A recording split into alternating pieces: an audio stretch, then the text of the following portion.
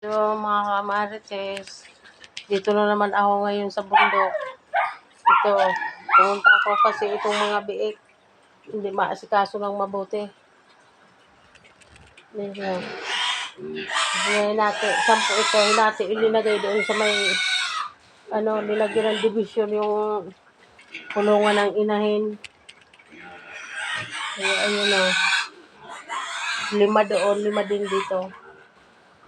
Kasi yung asawa ko kung aasahan mong mag-alaga ng baboy, lalo biik, hindi niya masyadong alam. Yun nga malambot yung tae ng yung 5. Kaya nagpilit na akong pumunta rito. Kahapon pa sana kaso umaulan dito.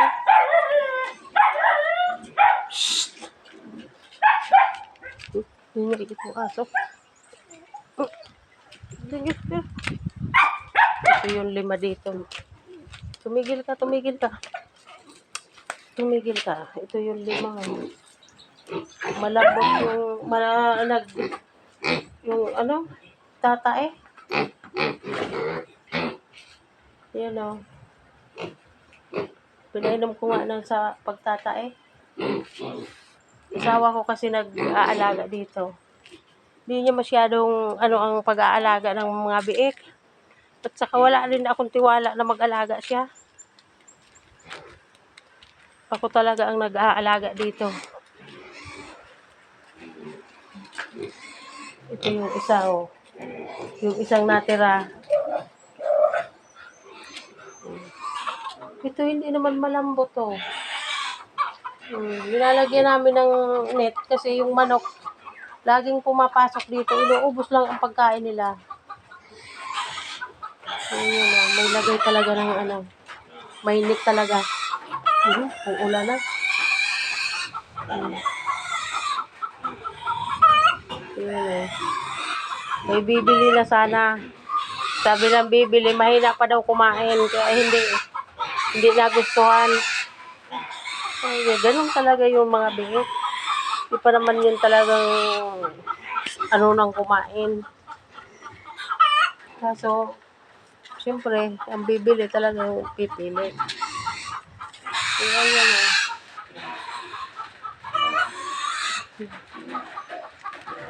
Ito yung isa kong inahin.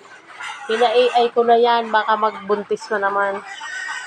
Ito yung pinagkakaabalahan ko rito sa bundok.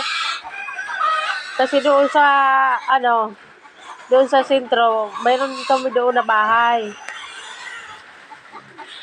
Pero dito, mas gusto ko dito kasi may inaalagaan ako nandito yung hanap buhay. Kaya, mas gusto ko rito. Nandito ang pera. Wala doon sa sentro. Ito naman Mas gusto ko ako ang nag-aalaga kasi ang asawa ko hindi masyadong alam ang pag-aalaga ng baboy. Basta lang linagyanan niya ng pagkain, ayun na, iiwanan na. Di man lang tinitingnan kung mahina kumain. Ako talagang tinitingnan ko yan. Ayan Yan, umulan na naman dito sa amin mga kamarites. Ulan na naman. Kaya ako nagmamadali akong pumunta rito kasi tuwing hapon, malakas ang ulan. Kahapon hindi ako nakapunta rito kasi ang lakas ng ulan. Kaya sabi ko ngayon, nagmamadali ako nagpahati dito ng motor. Kaya sabi ko, punta na tayo doon. Ihatid mo na ako.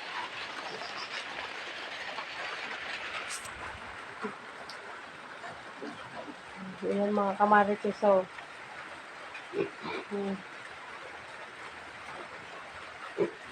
Pinainom ko lang sa pagtatae. Kunti lang yung tinubig ko. Tingnan ko nga mamaya kung ganun pa rin. Pabili ako kahapon. Kasi ito nga, paano ko talaga ito para sabi ko, malayo dito ang bibilihan. Kaya sabi ko, bumili na ng mga ilang piraso. Kasi ang big talaga, madagdagan mo lang ng kunting tubig. Magtatay na yan. Kaya sabi ko, bumili na. Binili 5 piraso lang. Salamat mga kamarites.